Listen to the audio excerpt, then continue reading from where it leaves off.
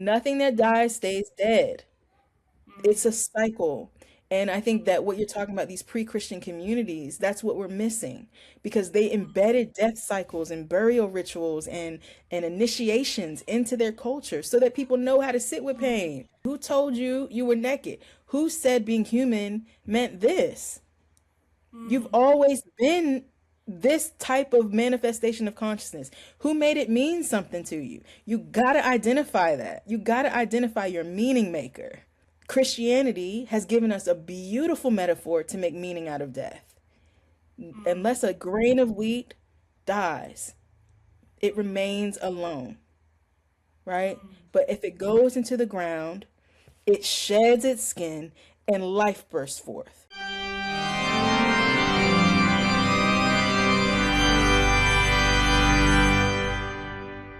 Hi, everyone. Welcome to Excavations. This is a podcast that centers marginalized voices, bodies, and topics.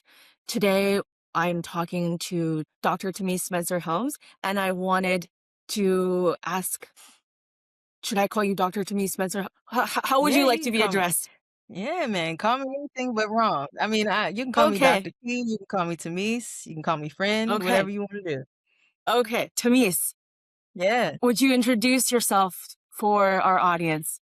for sure. Yeah, so I'm Tamice Spencer-Helms, and it's really good to be here. I live on the land of the Mattaponi, Seneca. Powhatan is kind of the more vernacular word that people use for it, and I get my water from the James River, otherwise known as Richmond, Virginia. So like I was telling Connie, I'm in the belly of the beast. I'm about 2 hours from the center of all the shenanigans right now. But other than that, I do a lot of work in post-Christian formation. My doctoral thesis is thinking about para-ontology, which is like a fancy word to say how do you step outside of the logics that have created all of this and begin to build otherwise ways of Mm, being and ways of knowing and mm, ways of naming God and ourselves. So my mm, work was thinking about how do you decenter conversion, which is really kind of a mm, white logic, and actually center self-actualization, which is a little bit more of a mm, indigenous way of thinking about coming alive in quote unquote Christ, which I still mm, keep.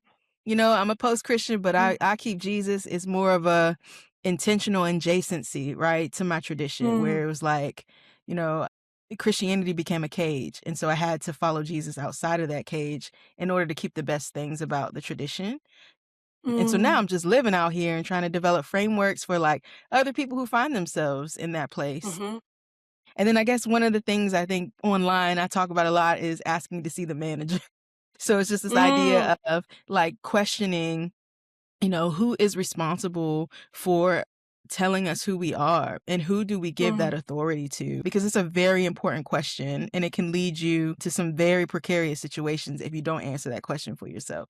So I like to tell people to ask to mm, see the manager. That's kind of what I do. You know what I mean? mm, Came through white mm, evangelicalism, grew up in the black mhm, church, and now I'm just out here black and queer and finding new friends. mm. Okay.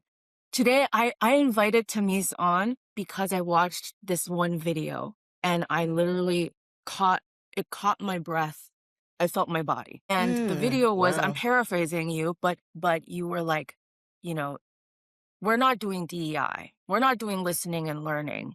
We're doing hospice work for white folks. We are helping Yes. white people gear up to die. I follow a lot of hospice nurses. Yeah. And for me, I live with a chronic illness. So Mm, dying has been a huge part of my life. And the mm-hmm, awareness of knowing that I am dying, knowing we're all mm-hmm, dying. And you characterize this whiteness as this anxiety, and people are anxious and not even knowing about what, right? And there are so many progressive black and brown voices that I think are, rightfully in their anger and rage. And I feel it's in me too, right? Of kind of just like, I don't know how to move with these people, right? Even though, and that is in kind of mirroring of the whiteness that is instilled in me, right? Of yeah. like, I don't know how to move with everyone, right? Like, because Mm, it feels too difficult. And I see in your work such a graciousness, a kind of love, a way of mm, holding to say that it is hospice work, because I've been wrestling with, and I want to hear you talk about what you mean. But to me, I mm-hmm, was like, hospice work is interesting because it mm-hmm, doesn't mean Black and brown labor the way it has meant, because nobody can do the dying for them. I cannot That's right. die for you. That's right. I'm not Christ. I'm not a white Jesus, so I can't die for you. So then, Mm-hmm. if it's hospice work, people who are not white are positioning themselves as they're still labor, they're still grief, It's like but doulas. yes, but different. And so Mm-hmm. I'm like, I think you should teach us all what you mean by that. And what does that look like? How do we do this hospice work? Yes, and I think, I am not trained in that. Mm-hmm. I have a good friend, E. Corey Cole, who's another one, you should get on here, Mm-hmm. who is a birth and death doula. And they talk to me a lot. So a lot of this kind of came through thinking about how they were talking to me about how birth and death and those portals are very, very similar. Mm-hmm. The experience of coming towards birth and the experience of coming towards death are actually very similar somatic and existential experiences. And so when I was watching my daughter be born, my second daughter be born, there were a lot of things that I watched my spouse do as they were going through labor, thinking about, oh my Mm-hmm. gosh, this is what I'm watching happen with white progressives or people who are, family members are showing their true colors and things like that, and they feel Mm-hmm. this sort of devastation and hopelessness and numbness almost. It's a Mm-hmm. disorienting experience that I can see them entering into. And as many of them as I was watching online, spout off and quote, there is no way that if your Mm-hmm. entire worldview has been built on one thing, that taking Mm-hmm. 3 graduate courses means that you are now able to lead in this place. It Yeah. would actually be a disservice for you to not actually excavate whiteness from your life and then Mm-hmm. show up. And the way that I like to think about it as hospice is like, you have to pass through the portal of death to this thing. And that is the way that this thing gives you goodies, the way that this thing gives you Mm-hmm. automatic authority, the assumption that you're competent. Right? All of Mm-hmm. those things are coming from algorithms that were baked in the logics of whiteness, right? And so there are so many things that we can learn about philosophy, science, biology, all of the sciences, and even our religion over here has all been embedded with the idea of white supremacy and white body supremacy and white superiority. Everything in my book, I talk about everything. It has been leavened with that. That means it's baked in. And so when you Mm-hmm. come into contact with it and you know what it is, then you can go, okay, this is whiteness at work. And one of the ways whiteness shows Mm-hmm. up is the ways that we are not willing to die. It's an Mm-hmm. insatiable need to conquer and optimize. But no one is asking whoever set this in motion. Mm-hmm. Whiteness can never answer the question of its manager because you have to buy into an ideology, right, to participate in whiteness. Whiteness can never Mm-hmm. answer for itself. The only way it Mm-hmm. answers for itself is saying, I'm not this. And so when Mm-hmm. you see that kind of behavior and movements, this idea that I Mm-hmm. am, what I am is whatever you're not. Well, babe, that's not an identity, right? That's an opposite. Mm-hmm. And so that's why sometimes these logics they can't heal, and there's so much vitriol and mudslinging online, and the way to be famous online is to attack somebody or tear them down, or because those algorithms are made in the same colonial logic that built Mm-hmm. America. And when you buy Mm-hmm. into them, even if you're quoting Willie James Jennings, even if you're Mm-hmm. quoting Bell Hooks, you can still be bought into whiteness. And whiteness, as we can see, child, from these Mm-hmm. hearings, whiteness leads to psychosis and dissociation, and you become Mm-hmm. something like a zombie. The inability to face Disembodiment. the reflection, right? Like, Mm-hmm. I'm thinking about that thing that happened this week in Congress and just thinking the inability to turn around and look, that is the fruit of white supremacy. It is you can't even look in the mirror. You have become so Mm-hmm. dissociated and dysregulated and disconnected from your humanity, you can't look another human in the eye. And that Mm-hmm. is a dangerous place to be. And that's why I talk about it so much. Like, we have to die to this thing or it will kill us. Mm-hmm. It's kind of this, fall on the rock or the rock will fall on Mm-hmm. you. You don't have a choice. This Mm-hmm. whole place was designed using these logics. And so when you come in contact with them, you have to call them out. I talk about that online a lot too, of like, I have beef with logics. I don't have, Mhm. I come for logics, not people, right? Because the Mm. logics themselves are making people inhumane. Mm. So when we say hospicing, it's really helping white people come to the conclusion that, yeah, your identity, you didn't have to much fight for that.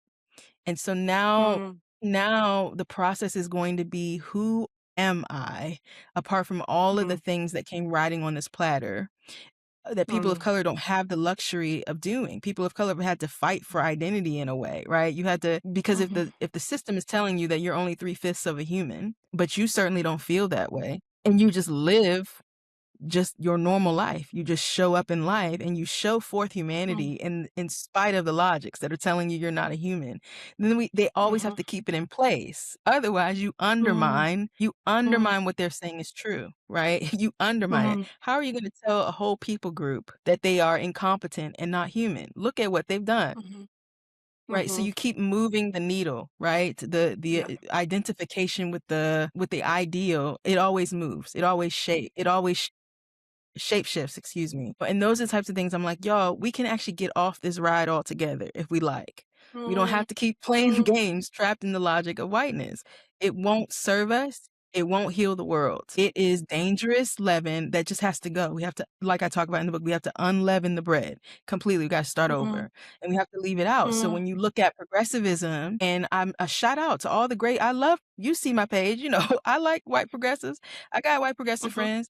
But the thing that I'm like pleading with them to do is, if you don't face this death and die it, you will re-inscribe all of that stuff, Mhm. because whiteness attaches to your way of being in the world.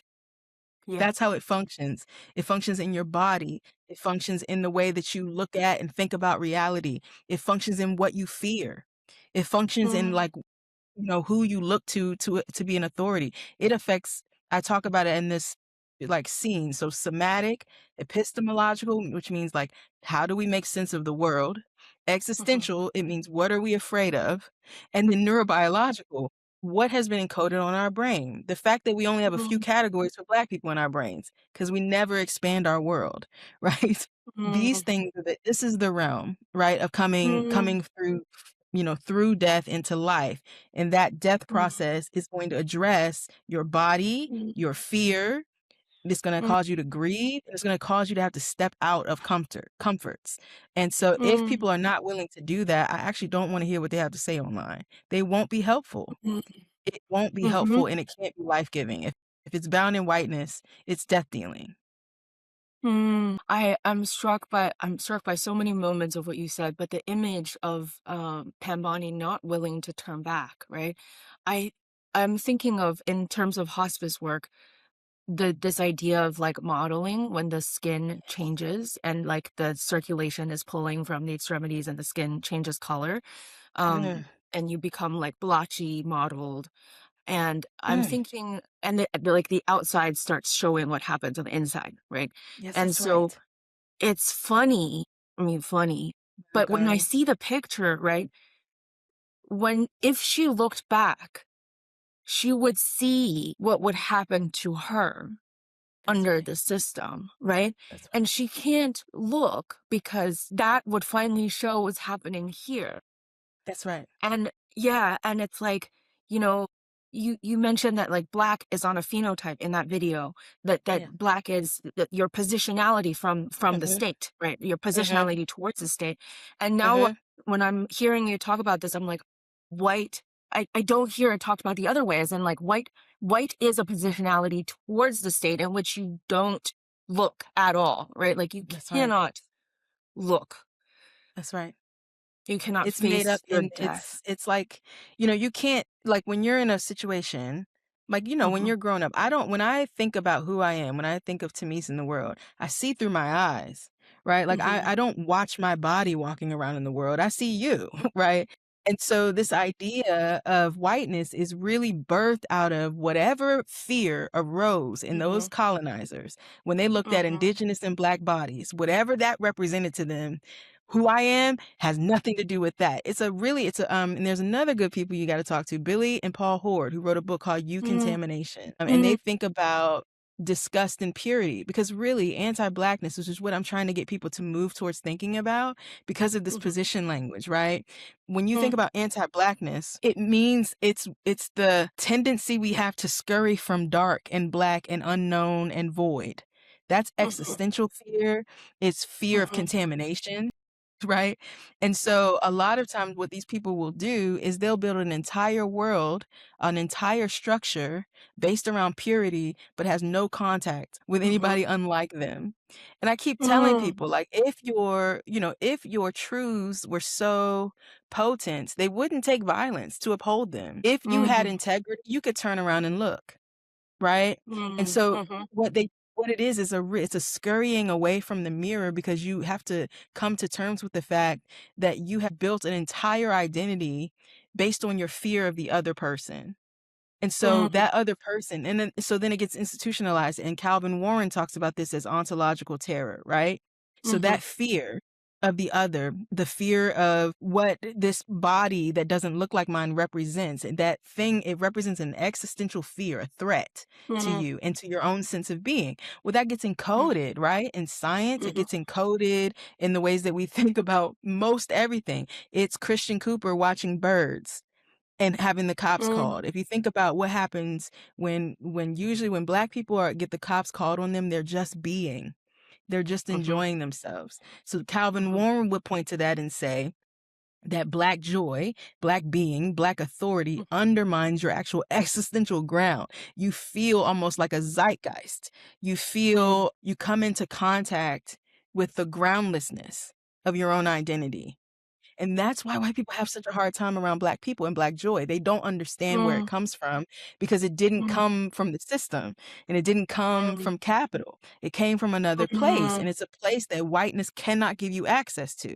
So again, Anne Bondi could turn around, but she would have to face and own and weep and mourn. And she would have to tell the truth about her choices in this life, right? And what we would prefer to do is justify our choices because of the scapegoat that we pick. Well, I'm like this because you're like that. It doesn't work like that, because actually that's another human. And if you can do that to another human, you actually don't love yourself. And these are the types of conversations. This is why I still mess with Jesus, because Jesus was onto this. He's a G in this regard.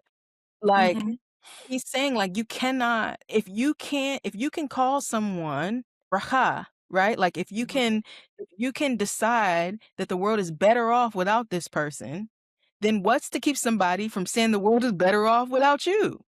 If you can justify it, so can they. And so the question becomes, what are we using to justify this stuff? Nobody has an answer. It's made up. So then the question becomes, so why are we still participating in it? Do And we that have a question, choice? do Do we we? have a choice? Like, Do we have a choice? as in, like I think about this, right? Like, why is it Yes. that you mentioned the white algorithm, which I am Yes. also a part of, we're all a part of, and why isn't your work uplifted and getting viral all the time? I look at the quality of your work, I don't understand it, but it's like, does that mean, like, this is a very practical question, right? Like, it's like, do Sure. we can consciously, to me, choose joy, choose embodiment, right? Yeah. But as scholars, writers, artists, Yeah. it's like, you are still sharing your work. Yeah. How do we still participate in the algorithm? Or just like, I mean, it Come on, also led sis. me to find use, right? But like, how do Mhm. we do that in outside? How do we choose otherwise? That's right. Is it I here? think you just do Is it. this? I think you're doing it, right? Like, you are the thing here. I love Toni Morrison, and like, Mm, I've just been meditating on this for so long as I think mm, about where society is. And there's an interview that she does, and she says, you know what? Goodness can't be seduced because it doesn't want mm, anything, mhm, mm, right? mm, I make mhm, my stuff. I talk my shit because I know I'm good. I'm mm, good on the inside. My heart is mm, kind and good. My spirit is mm, alive. My body's online, right? I hear mhm, from God. My kids are laughing. So I mm, don't need what this thing has to offer me. And that's why we have to get free of whiteness. It attaches to your shame and to your ego, and it mm, turns you into a machine.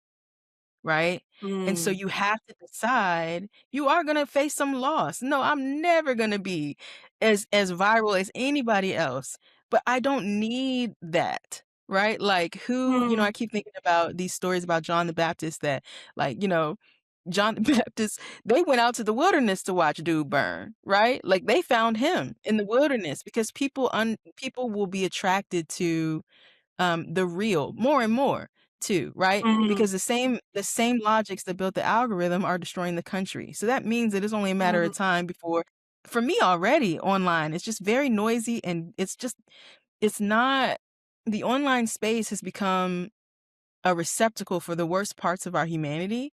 But I think there are also people who, like you, right, who are signposts in that thing. Is like, here's where you can drink some water. Here's where you can find some light. Here's where you can go and rest. Here's where the word is touching me. And it will reach who it needs to reach. And the other thing is, man, Jesus only had about 120 show up to the conference. You know what I'm saying? Like he had 12. They all dipped. Even the closest ones left. You know what I'm saying? Like it was a relatively Jesus would imagine having 120 followers today. Even you beat that. Even I beat that. Like seriously, you know what I'm saying? That's who was at Pentecost, about 120 people. Like real followers. You talking about engagement. Imagine that. Imagine going and trying to get a grant or somebody to pay attention to you with 120 followers, right? So it just the logic, but look at what that man did without violence. 2,000 years ago, we still talking about him. You see, so it's not about the algorithm. It's about affect. It's about, are you anointed to talk your shit or not? And if you are, it will resonate. And I think there's got to be a move towards that, especially in spaces of people who do have public theology, a calling to public theology, right? Like you and me have. I think part of this is calling, right? Like, hell no, you're not about to turn God into a weapon and I'm not going to say something. Like, that's just not going to happen, right? So, and here's a medium that I can use because institutions don't like me very much, right? So here's a medium that gives me some space and some freedom, and it will touch who it's supposed to touch. But I think a long time ago I had and like I said, I talk like I'm kicking it. I had I guess you'd call it an encounter or like in meditation where this is a long time ago. I was maybe 20. And I remember being asked by the Spirit, do you want fame or do you want impact? And I had to make a choice. And I chose impact. Right? It doesn't mean that everybody famous is not making an impact, right? It doesn't mean that my impact won't cause fame, That right? is white logic.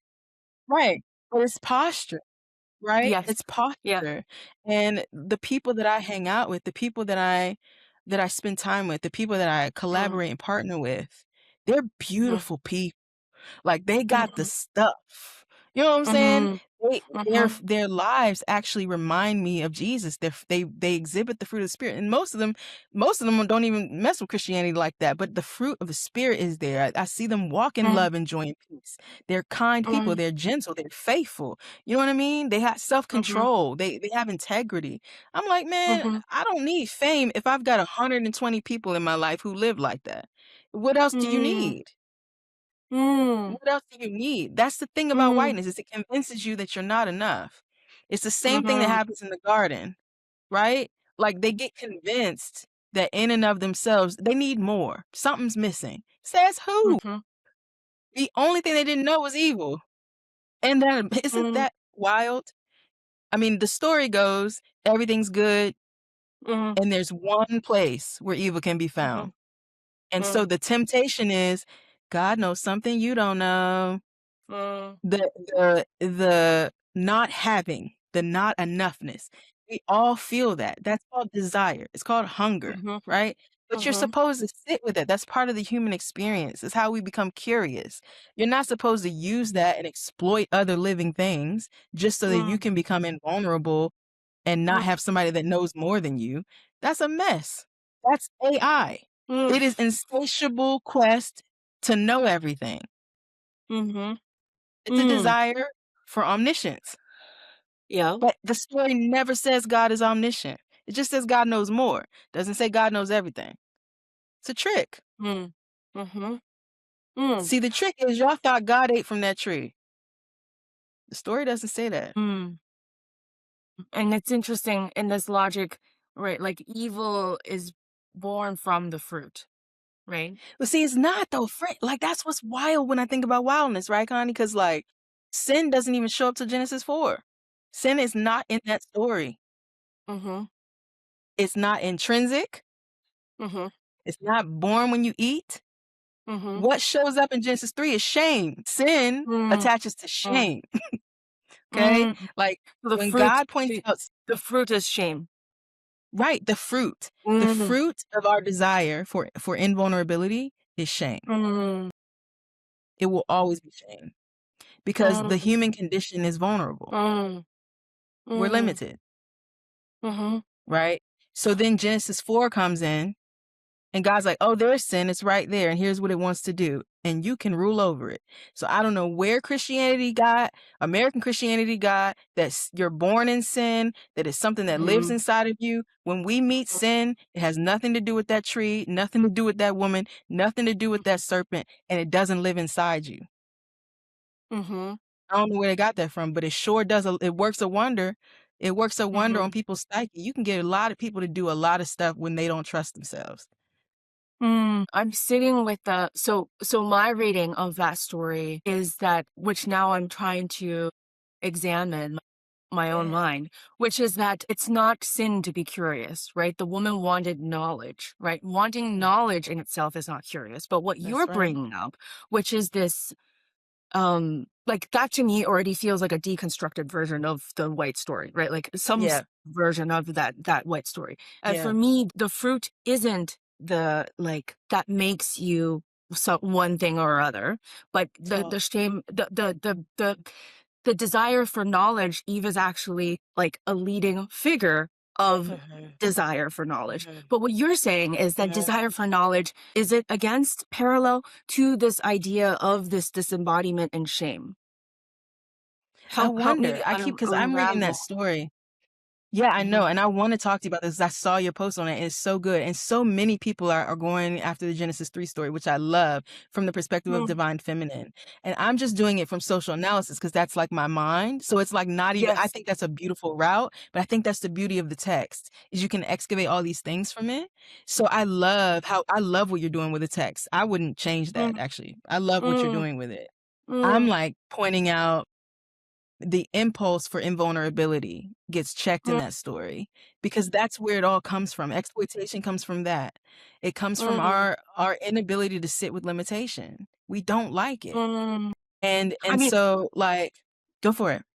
no, what I'm saying is not yours or mine. What I'm saying is that it's interesting because if our readings get paralleled against each other, there's something about it doesn't detract from mine to hold yours is what I'm trying to get at. The feeling is Yeah. like,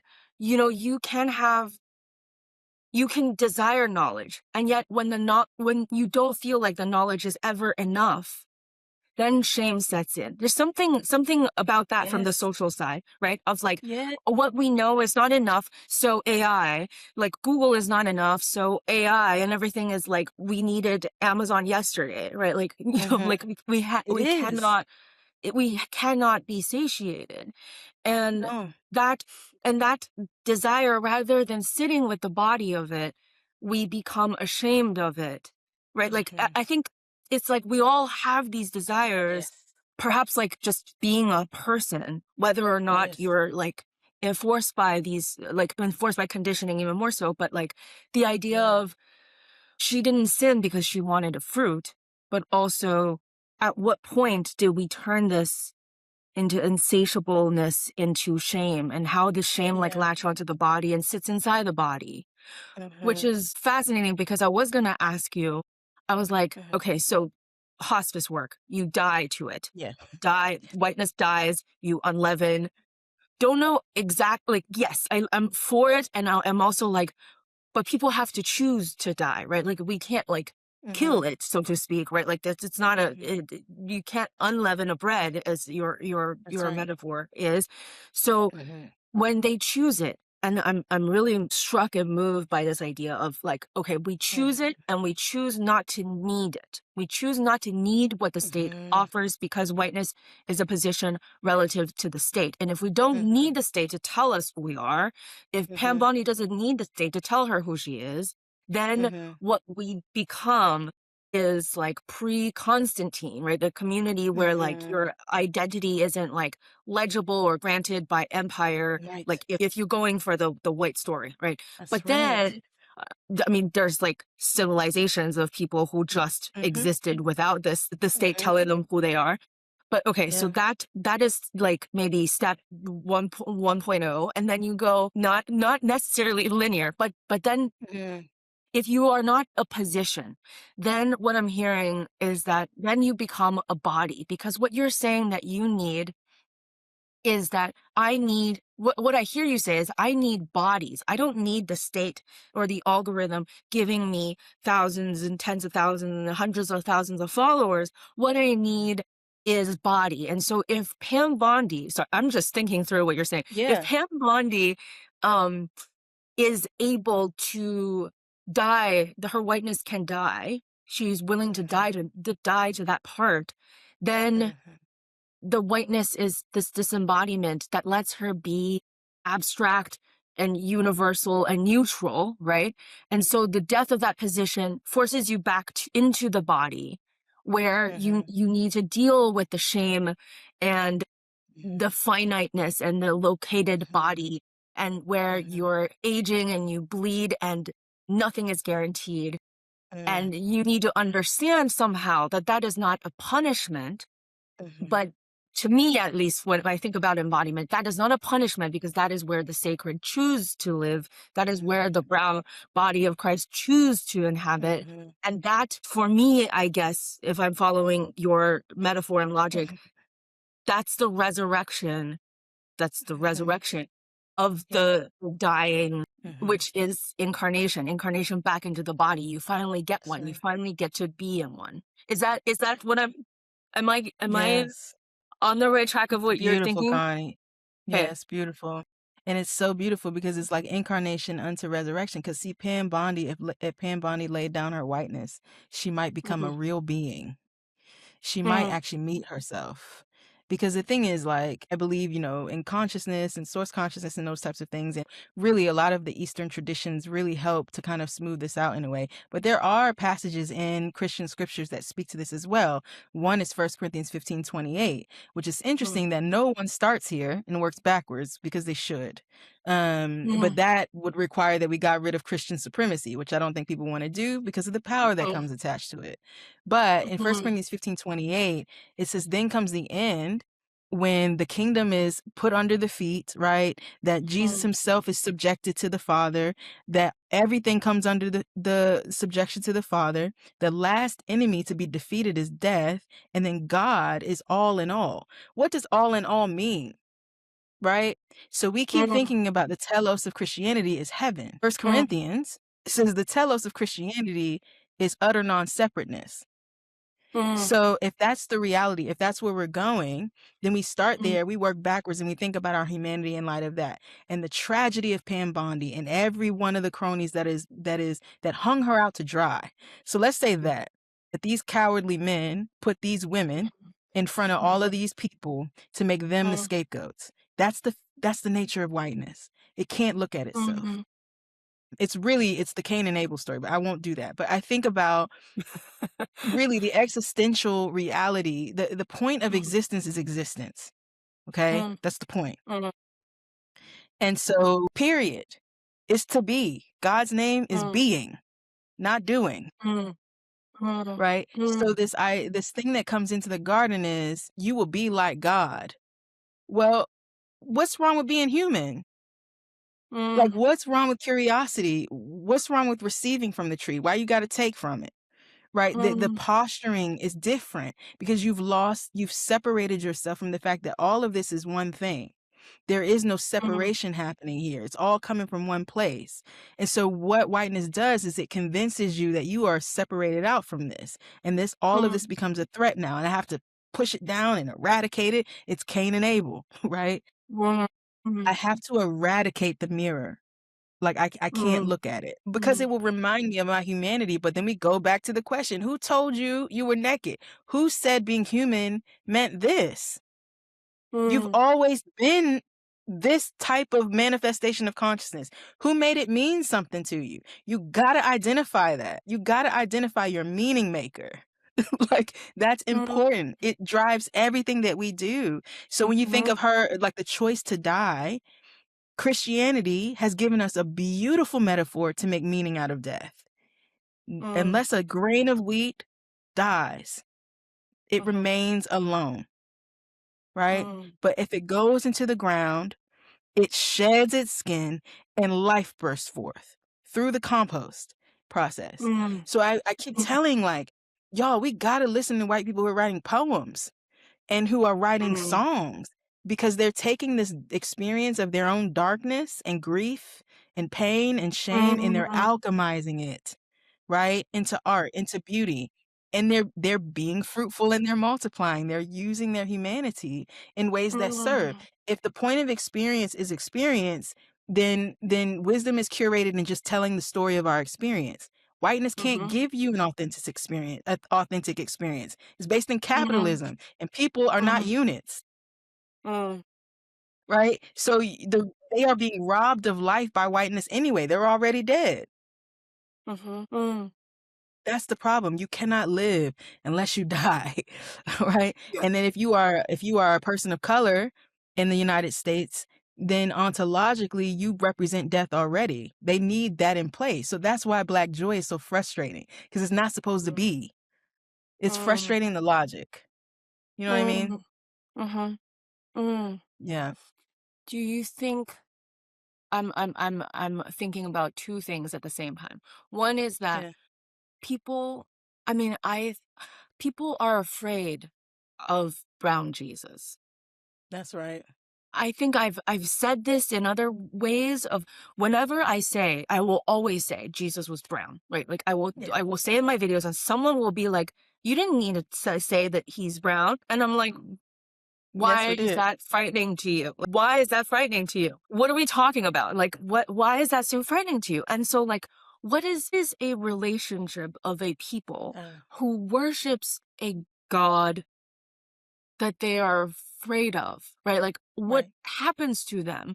And also, Mm. I'm really struck by this because I agree with you. I agree that if Yeah. Pam Bondi turns back, she would cry, or not. She would not she in her body right Uh-huh. now, but like to Uh-huh. actually turn back, she would need Uh-huh. to mourn, she would need to grieve.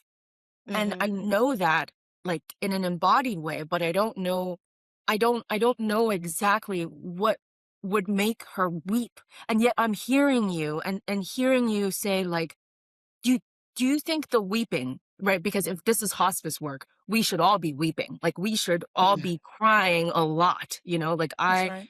have been really feel called to start like a grief circle where like I'm like Come on. we should put dig a hole in the ground Yes. and we all take turns lying in it and stand around and Talk. say eulogies to each other, right? Like Talk. what needs to die, what needs to go. Yes. Let's like cry because Yes. people aren't crying. Um, Uh-huh. and I'm like, okay, so what would they cry about?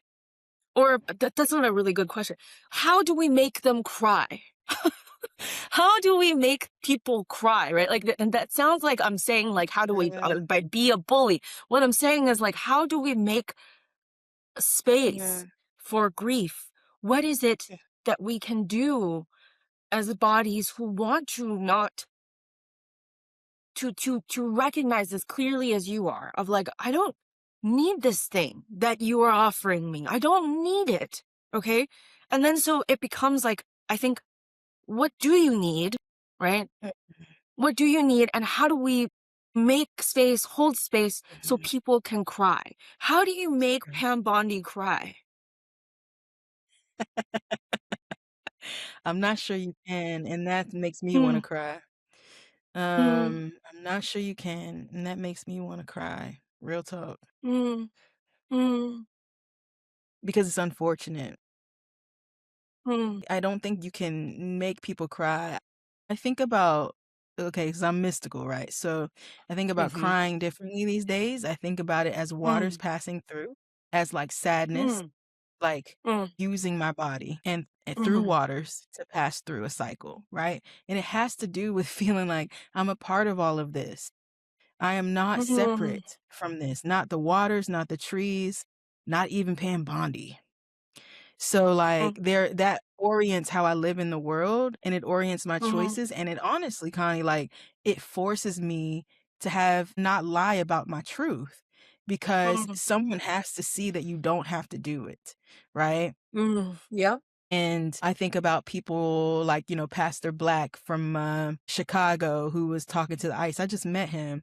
I had a conversation with him last week Mhm. and, was reminded of how he was calling to these ICE officers and saying, don't have to do this. You Yeah. don't have to do this, right? Now, there are these examples, and I don't know if I'm answering your question, so if I don't, just circle me back. But there are these examples in scripture of that I've been sitting with. And, Jesus cursed the fig tree. Yeah. So this is how I'm thinking about it now. Because people will always Mhm. ask me, growing up, I've had this vision of like oneness and like, I just feel like we could do it if we would just try to do it. And people be like, no, we need justice and we need wicked to be accounted for. And it would always be this constant conversation. Yeah. But I feel like Jesus cursing the fig tree helped me think about this in the sense that like, Mhm. if everything is one thing, Mhm. then composting is just a repurposing. Mhm. And if you're Mhm. going to waste your humanity, then you just wasted your humanity. And so that's my new way of dealing with Mhm. vitriolic, really nasty, because I get some nasty white people who talk to me online every now and again. And I just tell them, Mhm. like, what a waste of an opportunity to live a beautiful life. Look how you've Mhm. been robbed by a lie. You have a Mhm. choice every day how you're Yeah. going to use your freedom, how you're going to use your power. And guess what, baby? You can't blame nobody for it. It's why you can't look because nobody's to blame. It's you in the mirror. It's you. Mhm. You're doing this. And you've Mhm. got to ask yourself, why am I doing this? And that question, why am I doing this? That will take you probably to some grief. Mhm. It'll take you to some sadness Yeah. because so many people have Yeah. wasted the opportunity to live a beautiful, full, enjoyable life that is not bereft of Mhm. pain and suffering because people make choices and people are free.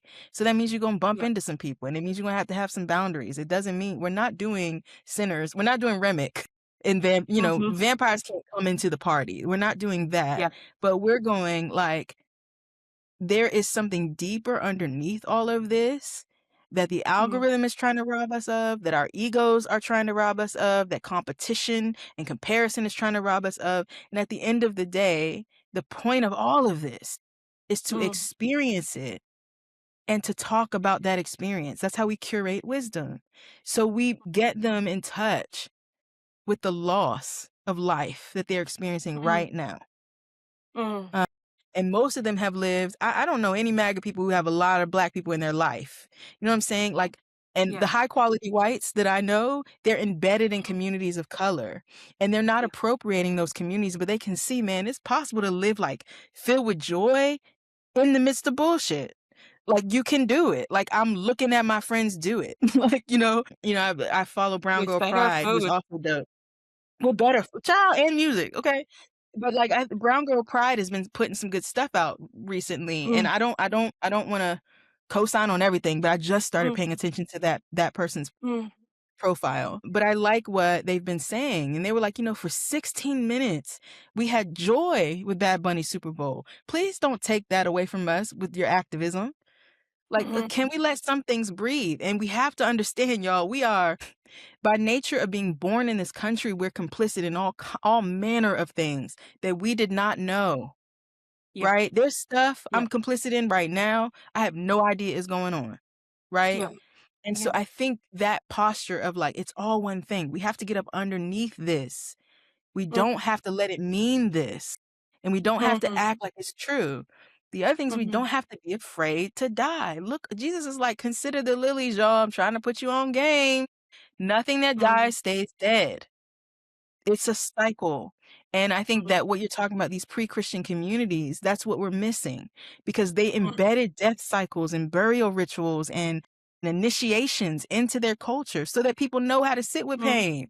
They put markings on you. They mm, do all of these things so that you know what pain feels like, so that you know that this hurts, but you got this whole community of people clapping and cheering for you and stomping and praying for you, laying hands on you, mm, giving you a name. Yeah, life mm. is painful and shit Yep. happens and people die.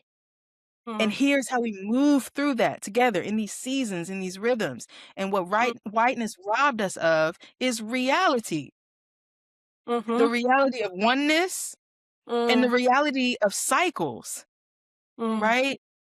mhm, And if we step into that rhythm, then we'll just learn how to abide with it. It'll be like going with the waves. You know, they go in and they go out. They go in and they go out. And I think, mhm, part of what I've watched is my high quality white friends, they have cycles. They mm, don't need to be heard all the time. They're content to just sit quietly sometimes. But mhm, if it's time to talk shit, they could talk shit. They mm, know their work. They're in their bodies. They usually mm, have altars. They usually mm, have a kind of a pantheon going on. They're deeply into mm, meditation. They do mm, ritual practice.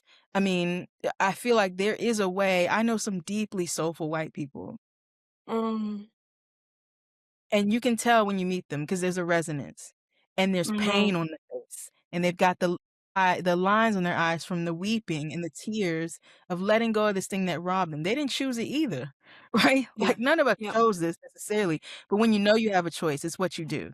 And they chose to Mm, die. And I'm looking at the mhm, fragrance coming from their life and I can't argue with it. It smells like mm, God. You know what I mean?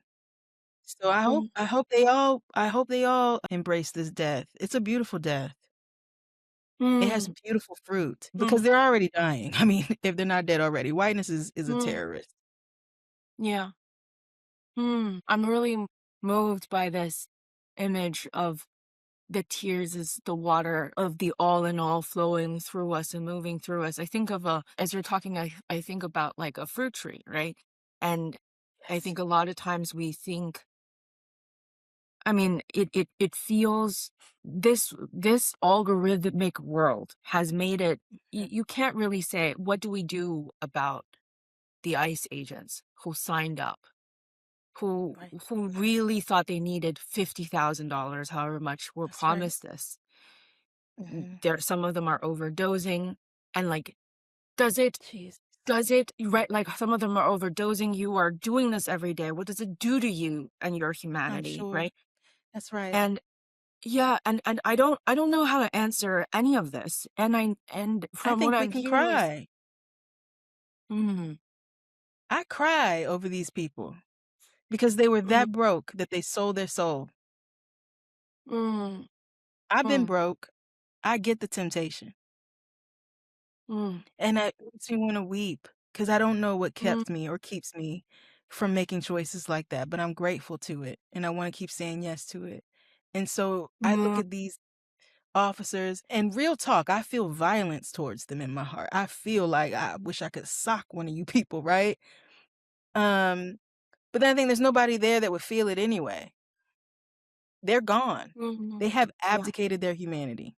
And so now I mm, just mourn. I mourn their lives. mm. Yeah, I'm just like, yes, you cry. I'm thinking about a tree with where a fruit has rotted and it falls, and it's not possible to save every fruit. It is not possible to keep all the fruits on there for the tree. I mean, like the tree cannot salvage all the fruits, right? Neither can the things neither can the earth when it falls down onto it. And That's right.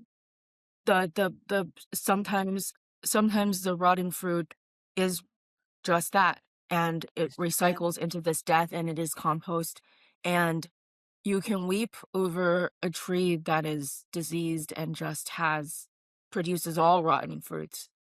That's right. And I think people are Mm, having to come to term with that, just like in hospice work, right? Like mhm, the coming to terms. There are people mm, who have family members and aunts and uncles, even parents, grandparents who are mhm, locked in. And mm, that's something to grieve, right? Because it doesn't mhm, mean you didn't go on family vacation and eat ice cream and play Twister. mhm, Those things really happened. Mm-hmm. But when it came down to the deeper thing, they couldn't go Mm. with you. And that cannot only be processed on Instagram. That needs to be Yeah. processed in a room with a therapist in ritual practice. Yeah. Like, give us what comes out of that process, because Yeah. that will be life for the world, right? It's interesting because you refer to high quality white people, right? But I Mhm. also hear you say, like, I hear you say, and I hear you appreciate, you said that their fragrance smells like God, right? Like I hear that thing. And I wanted to ask if it's because, okay, I don't know if this is a apt comparison, but we say abolish ICE, right? We're not like, let's Mhm. just restructure it, right? So like, Mhm. is the thing that gets born, I just want to clarify for the Mm, audience, and it's a question. The thing that gets born isn't a better version of no. whiteness. That is the temptation of it, right? Like the resurrection isn't like a more conscious whiteness or an anti-racist whiteness or whiteness that has Come done on. its work, right? Yeah, But buddy. like I think that's why the hospice metaphor to me is so precise, because it Mhm. says the dead is dead, right? Like the Mhm. dead is dead. There's no upgraded version. The That's position is right. gone, right? The position is That's right. gone. And so then you are just a body. Is that Mhm. what I'm understanding? Even as Indeed. you're saying high quality white people. Okay. Yes. And I use that because as Amanda Seales, she put a video out and I was like, yeah, I know Mm-hmm. a couple of those. But like, Mm-hmm. yeah, it is. It's like it's dead and it's not coming back. Mm, Like, I mean, I'm sure it will, and then there's like the question of like empires rise and fall, right? yeah. I think what I'm trying to do in my work is to help people lock in and understand the logic of whiteness so that they don't participate in it in these other micro ways, right? Mm, Because if it's only wrong when they do it, but not when you do it, it's not wrong. I mm, mean, right? mhm, Like it, mhm, because I mean, what ground are you standing on, yeah. right? What ground from which are you making this argument? And Mm, so I think that's what makes Jesus a really amazing cheat code right now, because I think mm, that's what Jesus was getting at. Like, it's mm, not about me being weak. It's not about mm, me being passive. It's about me mhm, being real locked into reality, which is that like mm, to hurt you is to hurt me, bro, and I like me too much. I'm so hard, I'm not gonna hit you back. Like, you actually don't understand reality, right? It's mm, not a weak pansy thing. It is you are out of touch. So out of touch, try and destroy it, I'll mm, raise it in 3 days. You can't kill life. And so if that's your posture, it doesn't mean that you live I mean, you're not living like a rock star. I mean, mm, Jesus lived a relatively lonely life, but it's about calling a spade a spade. If you're not gonna bear fruit, you can go. Right? mm, Like, this temple, there will not be one stone left upon another. And they were like mm, bragging to Jesus about the temple, right? Like, it's like, look at this new mhm, center they built. Da, da, da. He's like, let me tell you something. You imagine what that felt like, right? To yeah. always be tapped in to Yeah. the fact of like these logics, y'all, they don't end well, right? His own Mm, his own homies had the logics at work, right? Y'all don't know yeah. what spirit you're of. You just gonna call down fire on anybody who don't say it like you? He's like, Mm, "You don't know what spirit you're of." So he was mm, that's what I mean. It's like there's an underlying reality that is gonna require death from all of us. I think mm, people of color have to ask these questions earlier because it's just the system is so hard. The system is so hard on you, you have to look elsewhere, right? yeah. To make sense of it all. Mhm, But the thing of just calling it dead, I think that's step 1. Like, and to leave mm, it there, right? And then mm, there's this conversation of like, I don't know how we walk this out. This like, we present our bodies as living sacrifice. I'm working on my Ember talk. So I'm thinking about this mm, idea of like being a living sacrifice means this constant resistance to the choice to be invulnerable, right? Or the temptation to exploit mm, in service of my own invulnerability, right? Like I mm, am trying to live with a steady resistance to that impulse. mm, Because if you don't, you will become ice. You will become Pam mm, Bondi. All of those people mm. made those choices out of a desire to be invulnerable and unlimited because Can they you think that's what God share? is like. Yeah, yeah. Can you share like the most recent inner dialogue you've had about this like resisting living sacrifice? What does that look like? How does that look like in practice? I think actually, what's real talk coming out as Mm. post-Christian, because I feel like it's a necessary thing to say because it names the experience of feeling like I wore something out. So the thing is because of the pejorative, it's really all connected to like what people will say about you, right? So me Yes. saying I'm post-Christian has nothing to do with being post-conviction, right? Mm, It has to do with being post-category. Because I mm, think when you categorize something, when you lock it down, when you put creeds on it, it means you can't go outside of this space or else you're no longer in the thing. But that lends itself to supremacy. mm, And I'm like, I actually just want to have a conversation with my tradition. I don't want to be caged by it. But I also mm, have so much history in God and so much, like on a regular basis, conversation with Jesus that y'all can't take mm, that from me either. I'm keeping my history. So post Christian mhm, was a way to say, I did my tradition. I did it well. I'm telling myself, mm, well done. And now I want to have a mhm, conversation with all these other traditions and all these other ways of making sense and making meaning, because I think they can mm, bear on this in a way that makes it more expansive, right? But what mm. that means is you don't get jobs because they want to Mm. make sure that you're keeping everybody in the frame, right? You don't Yes. get called because they think you're going to call people out of the frame, right? So it puts you in this Mhm, very fugitive experience of like you're just a little too much or just not enough. Because in the other spaces, they don't want to hear about Jesus, but I'm not letting Jesus go. mhm, So it mhm, puts you in this odd experience that I could have said, I'll just lie, right? Like, mhm, I know mm, enough scripture or like, you know, I know how to make this sound Christian, but I yes. felt like it was more important to say, y'all, these categories are tripping us up. Like Mhm, nothing is closed. The spirit of God cannot be contained, can't be captured. And perhaps we need new wineskins. And this was a way to kind of like introduce this conversation to the table of like, we keep trying mhm, to save something that might be gone, right? mhm, Because everybody's arguing over who's doing it right. And to me, that's an mhm, indicator. It's like we're wasting all our energy over arguing over who owns Christianity, who's doing it right, as opposed to just saying, here's where it worked, here's what I need now, And I think, yeah, yeah.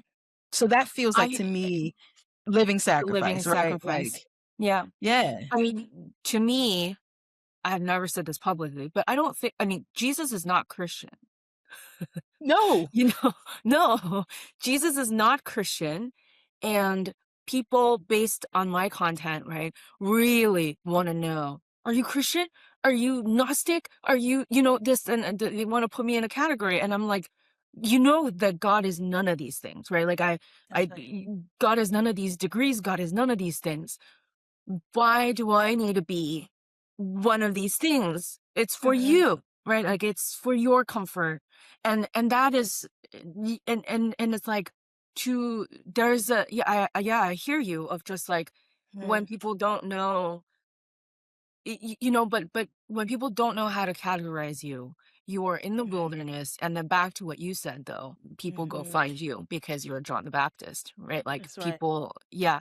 And it is this Amen. constant logic. I'm hearing you like move like you're so it feels so well oiled for you to the Mhm. integration of like I am moving out, but that I still have the tendency because we were all raised in this I don't know Mhm. what matrix. Mhm. So, but you're like, okay, I this gets me out, and out here, out Yes. here is the Mhm. wilderness. Out here is outside the state, and we Mhm. become this like homeless, stateless people who Yep. really is the scriptural people, right? Like That's of like right. you're relying on your connection with the all in all to sustain That's you. right. Yeah. And we have like it's so funny, Connie, because we have a uniquely American and historical um example of that in the Hush Harbor. It's exactly what the Mm, Hush Harbor was. It was mm, when enslaved Africans would mm, sneak out. off the plantation and go worship God in their own language. They would keep all of the things from Africa that they could remember. They would say it the way they wanted to say it. They would name God the way they wanted to name God in ways that were not allowed on the plantation. And so the Hush Harbor becomes, for me, the new place of rooting down in my tradition, because the Hush Harbor came before the Black church. As the things that are bubbling up in the Hush Harbor make their way onto the plantation, it becomes plantation churches. And then those churches become schools. And then those schools become everything we know today as Black culture. From the blues come out of like Black church, all of the music, all of the culture, all the art, all the aesthetic, all the soul, all the music, all the love, the culture of Blackness came from these fugitive gatherings in the woods, because they said, no, you can't cage me. I refuse to be caged. And the Hush Harbors themselves were invisible. They were secret. They were coded. You had to follow your gut to get there. They were hidden in songs. You had to know what was being said in the music. But there is enough of an imprint of them throughout Black culture and history that I'm like, okay, it's possible for us to do this again. It's just like you're saying, these pre-Christian sort of fugitive communities who are breaking bread around being enthralled about this dude. Like, this dude was just different. And I don't know, he bothers me, but like what he's saying feels so true though. Like, and putting ourselves in that place of just going like, we might even be situated to Jesus differently, but I tell you, like, he brings some really dope people to a table. And when you can break bread at a table like that, it's no telling what can happen. So I'm in service of that. So post-Christianity is not post-conviction, and it's maybe not post-church in the truest sense of the word, the fugitive contextual communities that came out of a witness of Jesus. I think that that's possible to sustain, to continue to sustain. I think that that's possible to rise again in the earth. I think it is rising again in the earth. But the thing is that whiteness can't have it. And whiteness is never going to be welcome in those spaces. And so that's why I'm like, all right, if y'all want to be a part of the move, like, we see at the end of the Gospels that the witness is moving, is changing shape. I'm giving you my Ember talk, but like, it's coming from the women. The good news is coming from the women. Jesus is showing up in ways we don't recognize. Right. As always. Jesus is relatively unrecognizable.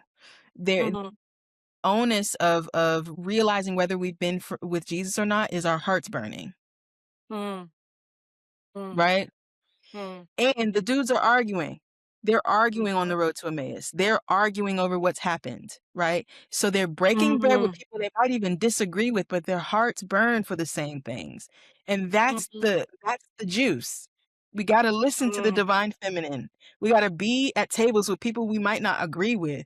We have to break bread, like have community, break bread with people that we might not have been at the table, except that like we actually care about the same things when you really get down to it. And then that about a bitch, right? Like that's how the church gets formed. And then you get to Paul and you can alleviate Paul from all this pressure to be telling the universal church what to do. And then he becomes a dude who's addressing real problems because people who don't agree are in one space together, and people from different classes and people who have different, ways of addressing the problems, right? They're all trying to break bread together. And so he's writing to these communities instead of letting it be beautiful, instead of letting it be what it is. They took and they were like, oh, we could do a lot with this. We take this out of context and make it mean a thing and then put it in law and put it on the books. Buddy, we could turn the world upside down. And look what whiteness has done with the Bible. We gotta let it go. Amen. Amen to that. I feel like an openness in my body. I feel an openness, an invitation to be big. Shay, you could have not said anything more. What is that word? That's all I want to do, Connie. I just want to turn on all the lights, as many lights as I can, and I want people to feel permission to be big out here. Take up space. You are big and powerful, and there's this it's big in the way that invites everyone to be big, and not big in the way that, like, Shay. you know yeah I feel like I can keep talking to you for another Yeah, 3 we gotta hours, hang but I out. also wanna but I'm also like, I wanna respect your time. Let's see. Is there anything there's so much. I wanna talk to you about queerness, I wanna talk to you about sex, I Yeah. wanna talk to you about, Yeah. like, how like, what the fucking point of all of this is if we don't have pleasure. For me, it's my work is about pleasure, my work is about reclaiming the relationship to the body, and so, I'm just like, Yeah, I buddy. wanna talk to you about that, but that feels like another 2-hour Yeah, let's do that another time. Yeah, for sure. Yeah, yeah, Man, yeah, yeah, for sure. yeah, Yeah, and I got because a lot of yeah, good people around that I topic you learned could talk to too. Oh, I would love that. Please introduce me to more people. I take my time to like seek out people through people, Mhm, but it is not mhm. the algorithm is again not very friendly, like I'm like Yeah. but my question for you was like what is on your altar before we close? What's on my altar? Shoot, I don't have any of those good things on there yet, but you Mm, got me got my mind turning. Right now, I have pictures of my family, like grandparents, deceased mm, loved ones. I mhm, have a bunch of crystals mm, that we charge during the full moon. I mm, have uh, a bowl. I'm thinking of everything that's on there. A bowl of just different types of sages and incense. mm, My spouse and I, we lost our son. Our first attempt, we mm, lost our son. So we have a stone that we carried during the IVF process that mm, represents Rustin James. That's on our altar. Freshwater plants. mm, And then sometimes we put food, like when my spouse loves to cook. They're like I feel like their spiritual gift is resourcefulness. So mm, like they find really cool recipes, and it's kind of like their little alchemy that they do in the kitchen. mm, And so sometimes when they make something really good, we put that on the altar. And mm, just like candles, and that's our little spot. Like our kids, well, not Ishay, but my youngest or my oldest, she'll light the candles sometimes. Sometimes she'll do the mm, incense. And then I have a little portable bag that I take with me, and that's just got like crystals and incense and like water and stuff in it. mm, So mm, that's what's on there mm, now. But like, I like the idea of building different kinds of altars. So mm, I might be thinking mm. about some of that, some of those goodies you mentioned. I'm like, wait a minute, I didn't think about that. I might have to rethink some stuff. Not sure about putting the toys downstairs in the family altar because it's in the living room, but the living room. 'Cause you gotta have the little death and the big death That's right. all in the same. That's right. That's right. Yeah, man, and all of those people believed in me. Those people, I think my altar represents death in different types of ways, like, Mm, obviously, those are loved ones that are gone, but there are also people who spoke life into a little person who was queer and a little mm, neurospicy and introverted and mm, curious. mm, And now I know very womanist in my question asking of institutions. And my mm, grandmother would tell me all the time that I had royal blood, that I was mm, smart, and that mm, I was her firstborn, and mm, that she was very proud of me. And when I go back and think about that, I can see now that that stuff was initiated by a spirit that was beyond me, because the spirit knew what I would have to face being Black and mm, queer. And I just feel really grateful. So I think that the people on my altar share in who I've become in a very mm, interesting way and are a part of my practice. I talk to them, I mm, involve them in my life. And it's mm. made for a very rich experience of this life, for sure. What do you call God when you pray? Buddy, which day? Hold on. Mm, So now I pray to God. I pray to the Black Madonna of the Redwoods. mm, I pray to the dark goddess who sends forth light. Sometimes mm, I talk to Ganesha, the mother man who removes mm, obstacles. I always talk to Jesus. I invite Oya and Eshu into my conversation. And so for me, I feel like God is manifested now in this pantheon of people who I invite mm, every day to teach mm, me and train my attention and help me be present to my kids. mm, But I think I'm starting to really realize why God in the scriptures told Moses that their name was being. God is mm, being. And so anytime I'm in contact with my own being, and I'm mm, operating from that place and I'm in touch with it, I am in fact mm, in touch with God. mm, And that's kind of been my a new orientation in life, really. God is being. Yeah, buddy. Feels good, Yeah. right? Yeah. I don't Yeah. have anything to add to that. Let's just end on being. Let's end on Shay. being. Shall we? Yeah. Yeah. Thank you for being with me in the capital B Shay. word. Yeah, thank you. Yes. It's been a gift. Thank you, friend. Do you Appreciate you. want to tell do you want to tell our followers about anything you have coming up All or, the things. all the Right. things? Yes. Where All to the find you things. in the wilderness? Tell us. Give us the song. You can get all of my stuff at blackmodernmystic.com. So the show is on there, the clearing is on there, the little, like, we do little science labs and things, those are on there. And then I'll be in Ember gathering next weekend, February 20th to March 1st. So you can come do that. If you are from diaspora, there is a Black Sacred Lounge taking place from 12 to 5 on February the 27th, and it's going to be lit. It's beautiful people gathering in one space, and we'll see what happens. I'm really looking forward to the alchemy of that. I got a book, right? Mhm. I Mhm. think that's on the website. I'm not sure, but the book is called Faith Unleavened, and it tells the story of like coming up with this metaphor of leaven, but then also leaving white evangelicalism. And I got another book coming out next fall called Light These Roots on Fire, which talks a little bit more about the Hush Harbor, and what it means to be me now. So it's going more into like the Mm. experience of Black queerness in the Black experience, which is an Mm. interesting story. So trying to do right by it, but it's got ancestors and all kinds of wild things in it. You know what I'm saying? Mhm. Because it must. It's a Hush Harbor As it should reckoning be. with the empire. So that's what I'm doing these days.